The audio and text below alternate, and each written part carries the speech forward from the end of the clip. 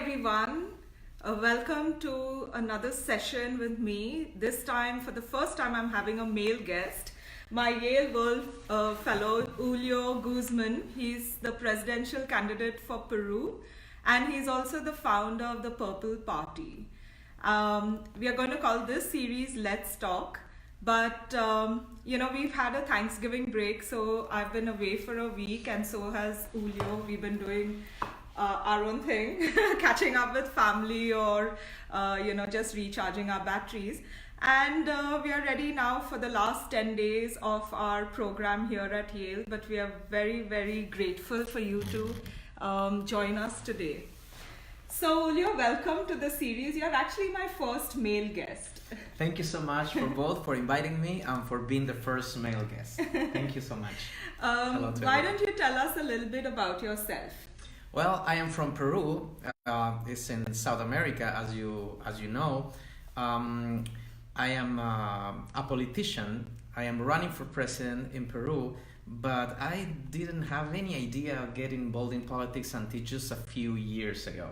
Nobody told me since I was a child that I needed to get into politics or running for president. It's just something that I explored through my life. That's what we're going to be discussing. Mm-hmm. How did you come across this journey? So don't reveal anything Absolutely. just yet. Absolutely. Okay, so Julio, tell us about 3 adjectives that describe you. Well, I would say first, persistence. Very important since I was a child. Discipline. I've been very disciplined all my life. And third, I would say emotional. I'm a very emotional guy. Yeah, I mean, I can see that. And, persistence is a recurring adjective that comes up for whoever I have interviewed. So whether female or male. So I think it's the trait of a leader. One of the things that I always think is that intelligence is a very abundant skill, but persistent is really scarce. Most people used to try just once when they embark in a project, but not twice. They fail and they don't do it again. So I think persistence is a very scarce and a very important quality of people to achieve progress. And what about being emotional? Because that is not a trait that we associate necessarily with men. And it is problematic because, men are from birth conditioned socially to be, these very strong people and who cannot even show any kind of emotion.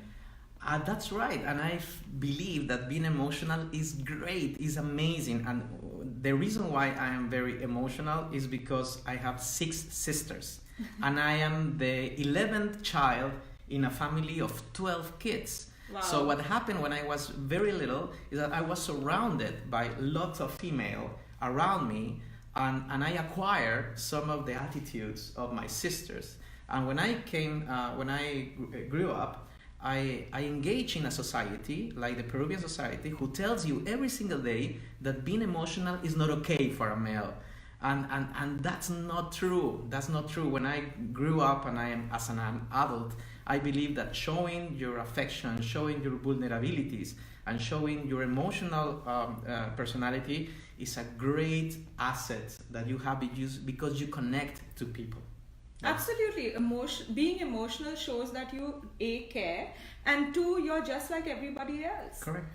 So thank you so much for not being afraid to be emotional, and maybe being surrounded by so many women had its effect. But you have 3 daughters yourself, right? Exactly, and that's exactly what I'm trying to teach my daughters and my boy, that not to be afraid of their sentiments, that it's okay to be angry, to be afraid. It's okay to be happy and frustrated, but also it's okay to show your emotions every time, wherever you are, in public, in private. It's really amazing. Thank you for that. So you said that you never thought that you wanted to be president of a country, of your country, and that it was a journey. So why don't you tell us a little bit about that journey? What did you study in school and college, and where did you study? Well, I believe I've been thinking about this all my life, and I believe one source of inspiration was my dad. My dad was my best friend, and he died when I was 14 years old. And I didn't know what to do because he was almost everything to me. And my dad taught me two things. First, education is a way of being free in your life, and secondly, you need to achieve well-being beyond yourself. And through my life, I've been pursuing this, and I'm trying to explore what my dad meant to that. So first, I studied economics because I thought that this is going to be the way of doing something for the people. Then I get engaged in public policy. I did my master, my PhD. I went to the IDB, which is an international organization for development in Latin America. And then I went to the government because I wanted to find the place in which I can have impact to people.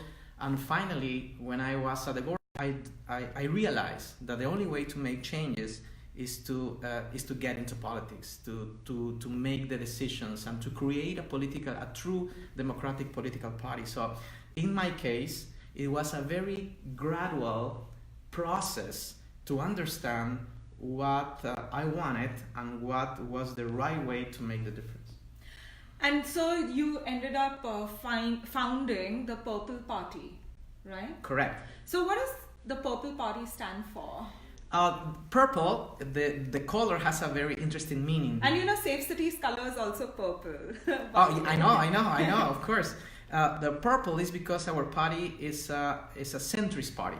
So you know that the left is represented by the red, by the color red, and the right by the blue. So isn't it the other way around? No.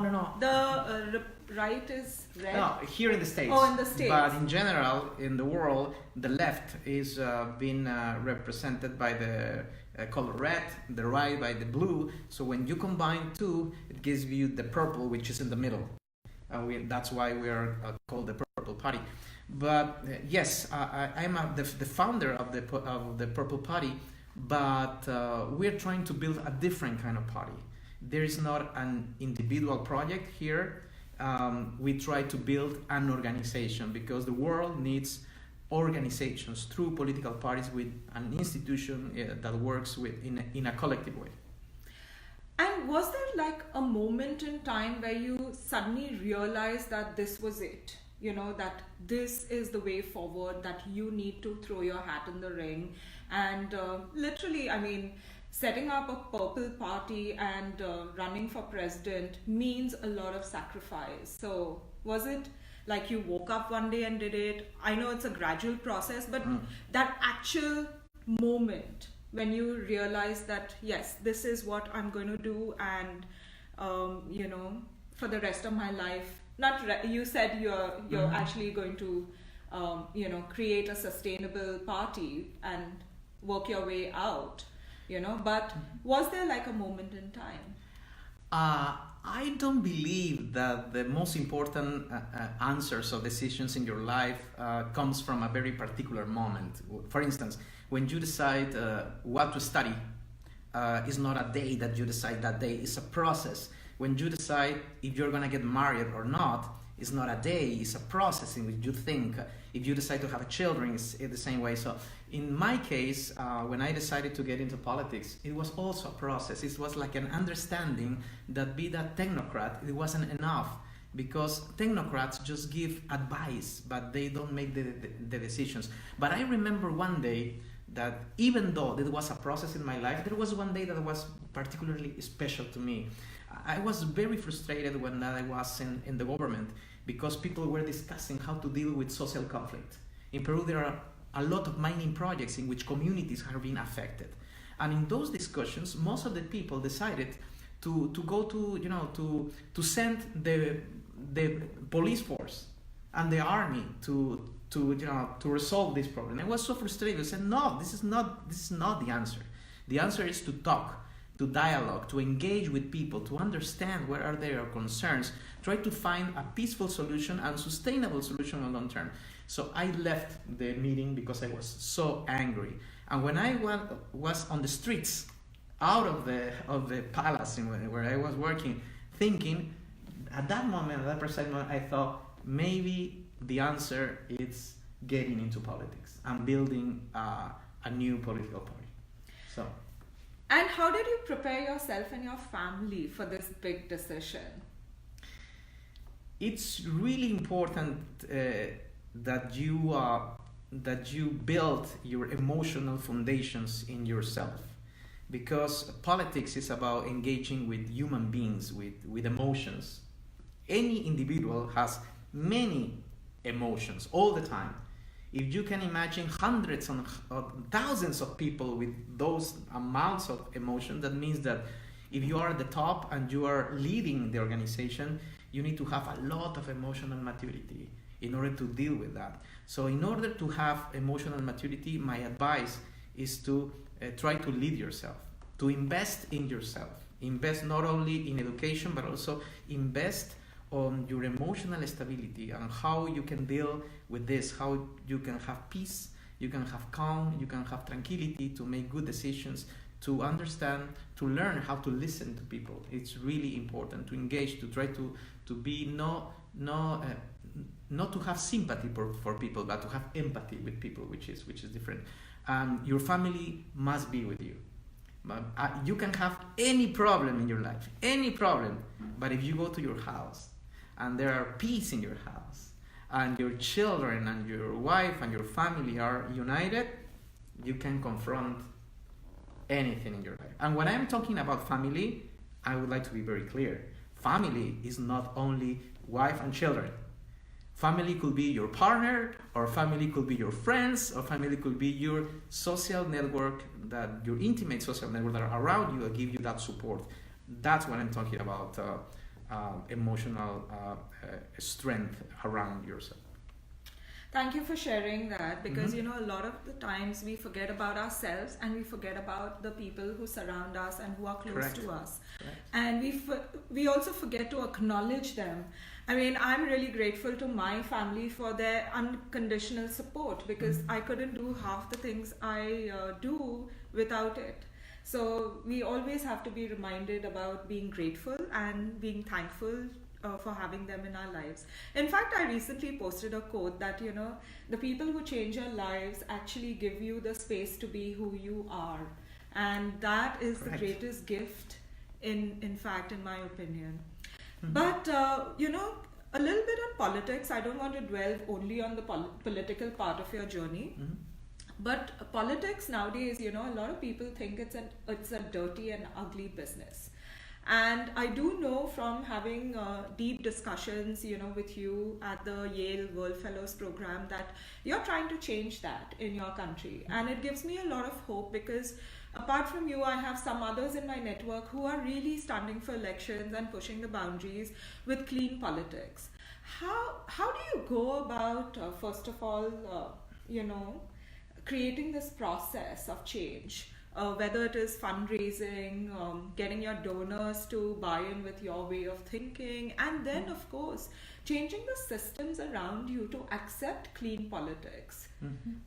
Well, first of all, it's important to break myths.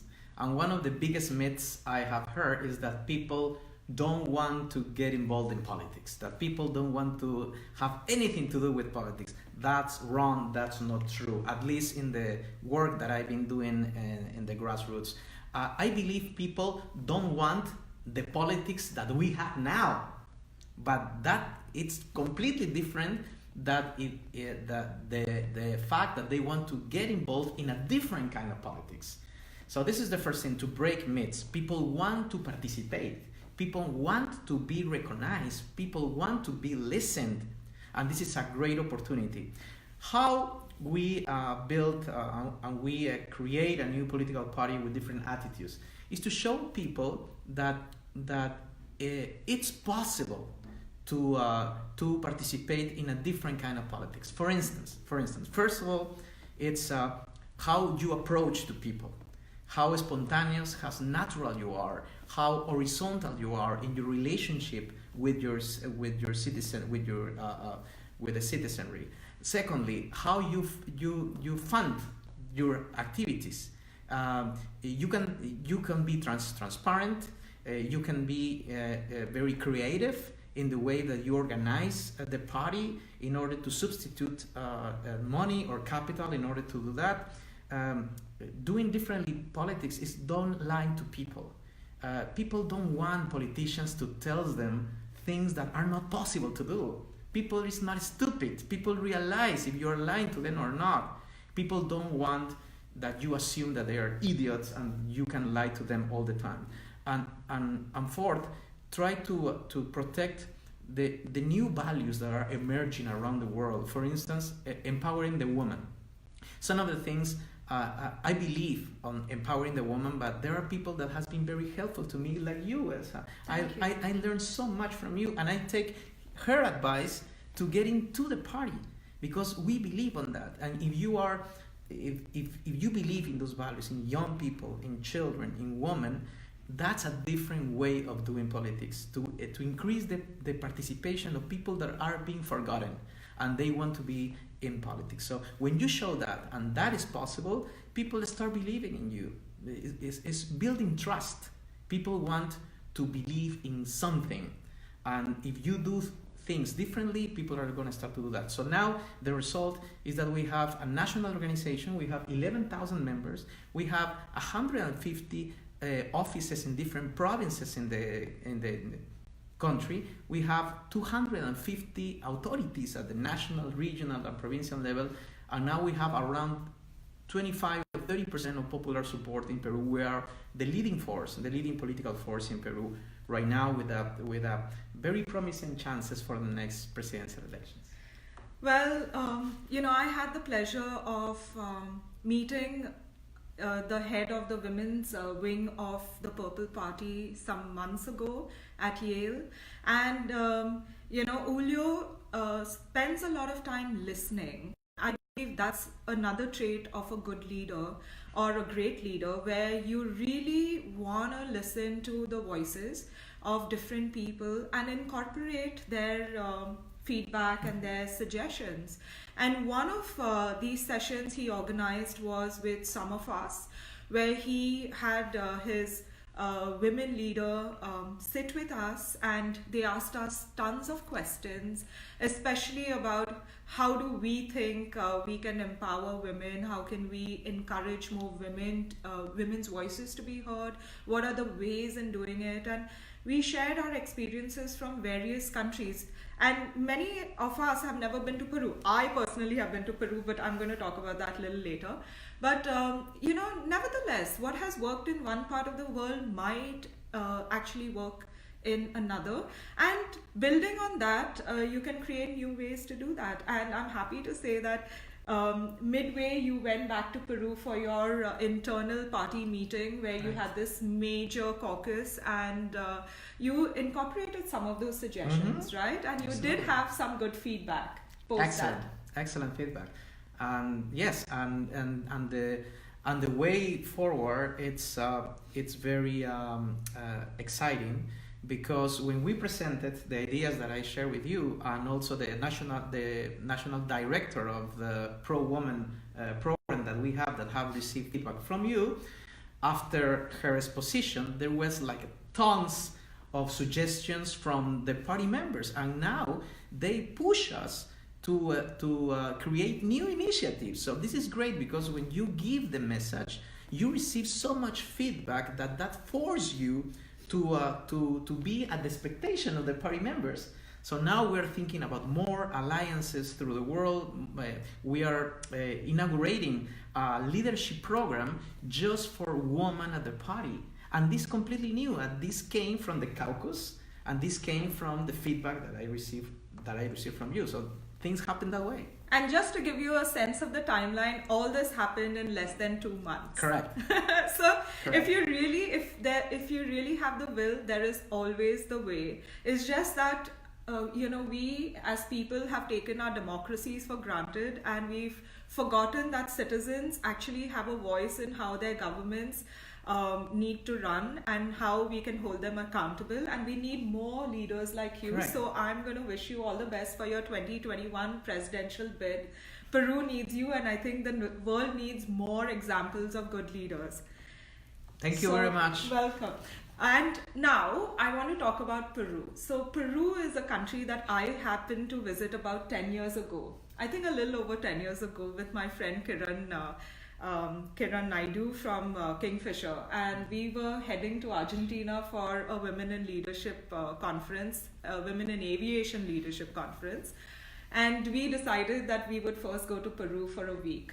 And I went all over, starting from Lima, then to Paracas and Nazca. So we, looked at the Nazca lines from the air. And then we went to Arequipa, Cusco. Cusco is where you are from, and then Machu Picchu as well as Lake Titicaca.